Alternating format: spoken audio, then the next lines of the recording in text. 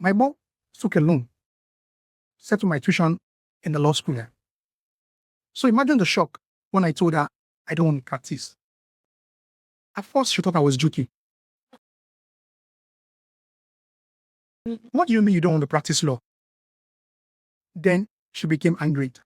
If you know you don't want to practice law, why did you allow me to waste my money? Then it was shame. What will she tell her friends who have been calling her mommy barrister, and also who have been calling me the law for the last 6 years? Was I telling a lie all the while? Did I fail my law school exam? Or is something wrong with me? I literally took the poor woman through the 5 stages of grief. But she was not the only one feeling it. I also felt it. All you missions. Welcome to episode 2 of how I transitioned into compliance. Last episode, which was the first episode, I told you about my experience in JOS when I exited my life after 2 years. When I added that 2 years to the 6 years I spent in school, I didn't come to this late. So I wanted to run away. Thankfully, I did not. But it didn't make the confusion stop, nor did it end my search. If there's one lesson I believe you're going to learn in this episode, it will be the realization that nothing is a wasted experience. That what you thought is a wasted time and a wasted experience are just a function of knowledge gaps, and knowledge gaps waiting to be breached. Welcome to episode 2 once again. Who would I choose not to practice law when it is literally some people's prayer, a lifelong dream? They will give anything to be right in my position. Is it a case of not knowing what you have until you use it? Or there is more to this? But tell me why somebody in an enviable position like myself will be choking with my degree. Before you judge me, hear me out. I really don't like litigation, and I think that's okay. You find out in life that you're not cut off for some things. And to justify my reasons, it takes an average case in Nigeria between 5 to 22 years to be resolved. 5 to 22 years. You can use Google if you doubt me. I don't get why I would spend 5 years to 22 years on one single case. It just didn't make sense, or somebody would like the impact. The second reason was I confessed that I have a knowledge gap. Back then, I didn't know. Also, look at things too narrowly. If I didn't know litigation, I did not know what else to do. That was exciting. In 2026, that sounds absurd because a simple Google search of career options in law would have solved the problem for me. Well, sometimes, even intelligent people make dumb decisions or act dumb when they are making decisions.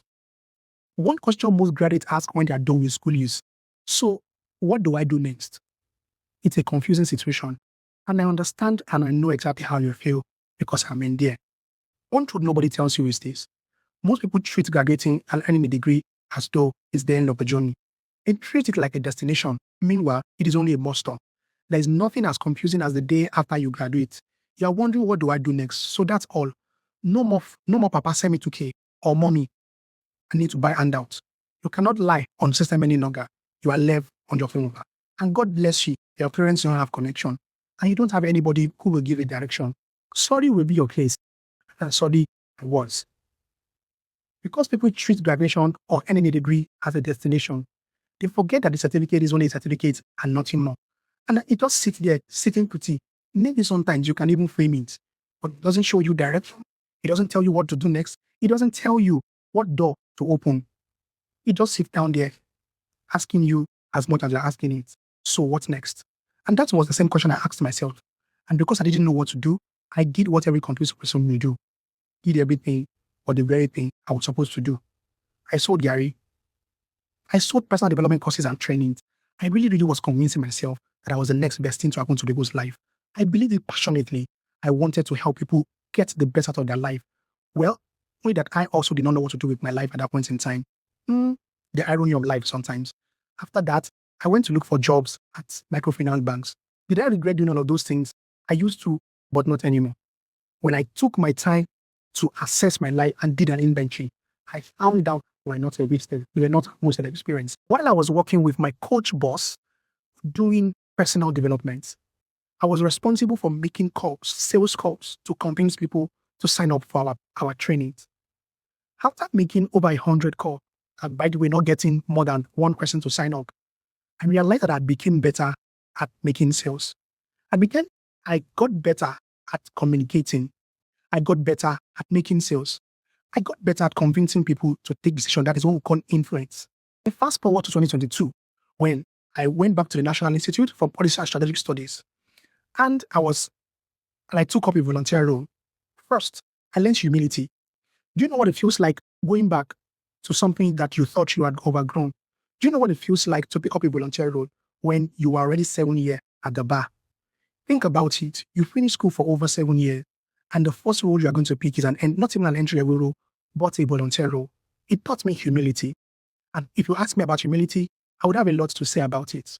Because I was back at the same spot of humility in 2024 when I got my first role as a compliance officer in a virtual asset service provider in Nigeria, or with a virtual asset service provider in Nigeria.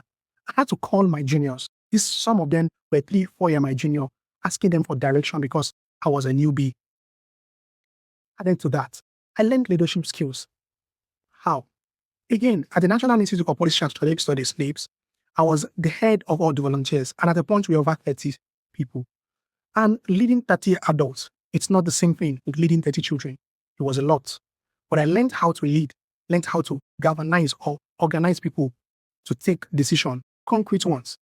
I also learned how to lead my fellow colleagues, being the most senior amongst the junior colleagues, among junior lawyers at the legal department of the institute.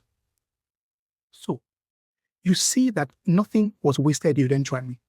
By the time I took account of everything I had done in 8 years, I realized that they added up one way or the other. When I spent days knocking doors, asking people for jobs, trying to build a career or trying to build a business, all of the skills I harnessed in that experience, HA experience, eventually culminated into making me a better professional. When I landed in Lagos in 2024, I was not just that naive 21-year-old law graduate. I had now become a matured man, a father, a husband, and so much in between.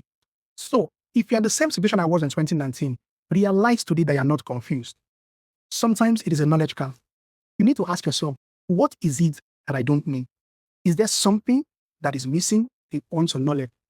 Or it could be that you're not just prepared, as it was in my case. I don't think I was prepared. And so life had to take me good lessons. But what you will find out is that you are not confused. But above all, you'll find out your experiences are not a waste, as I explained earlier. Everything you are going through right now is all going to come together. They are building blocks to make your life a beautiful edifice. Sometimes in the near future, 10, 20 years from now, someone will look at you and say they admire the life you have. They'll look at the things you have achieved and they would say they want to be exactly like you. What they would not know or what they don't know is that there was pain, there was confusion, there was doubt, there was self-doubt and limiting beliefs. Everything in between before you arrive here. But when you finally arrive there, you will realize it was never a waste of time. It was not a waste of your resources and that everything will come together. Thank you for listening. But before you go, please click the subscribe button. Drop a comment if you can relate with this experience. Like and share with someone.